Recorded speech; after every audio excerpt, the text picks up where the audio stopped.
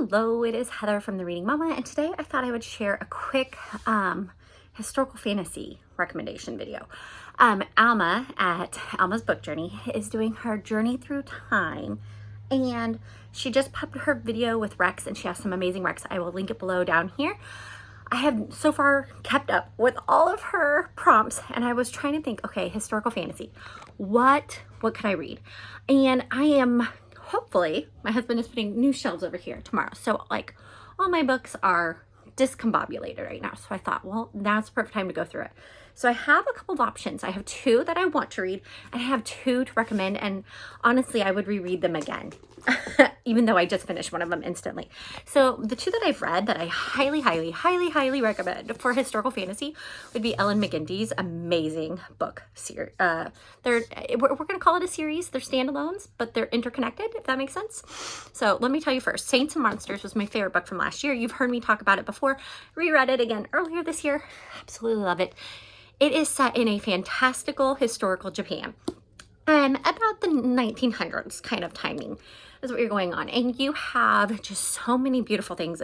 They're YA romantasy, but there is so much more than that. That is like the subplot, in my opinion. Everything else is going on. In this one, you have two sisters. One gets cursed, the other has to save her, right?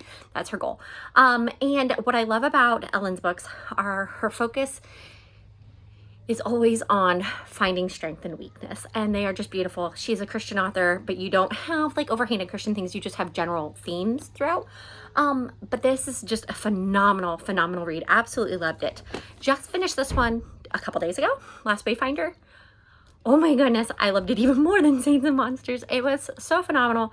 It has references to Saints and Monsters characters because it takes 20 years in the future, but you definitely do not have to have read Saints and Monsters, but they're both phenomenal, so why wouldn't you?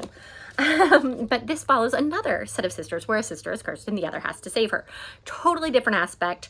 The first one is very focused on dragons and dragon magic and the rulers of the kingdom. This one is following the Wayfinders, which is a specific group that has been persecuted in the kingdom of Ezo. And it is just beautiful.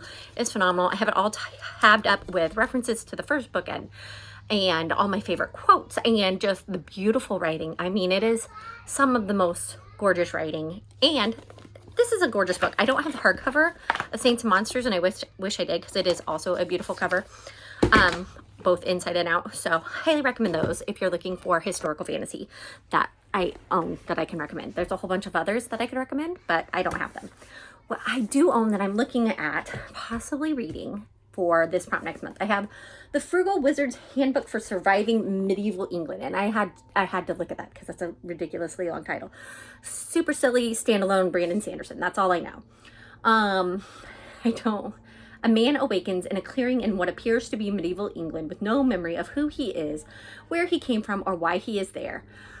I don't know. It sounds fun. We're doing Middle Ages in our homeschool this year. It kind of sounds like it might have some Connecticut Yankee and King Arthur's Court from Twain kind of vibes going on. So that sounds fun. And then I have Rune by Victoria McCombs, which I'm also assuming is historical fantasy because it has very much Viking vibes, which is also something we're studying this year. And so, yeah, it's got Viking influences, but it's a fantasy novel. So those are the two. I don't know anymore. I'm sorry. I'm not going to. If you want to talk about it, great, but please don't put any spoilers. I don't want to know much going into them other than I know that they're both fantasy books by authors that I love.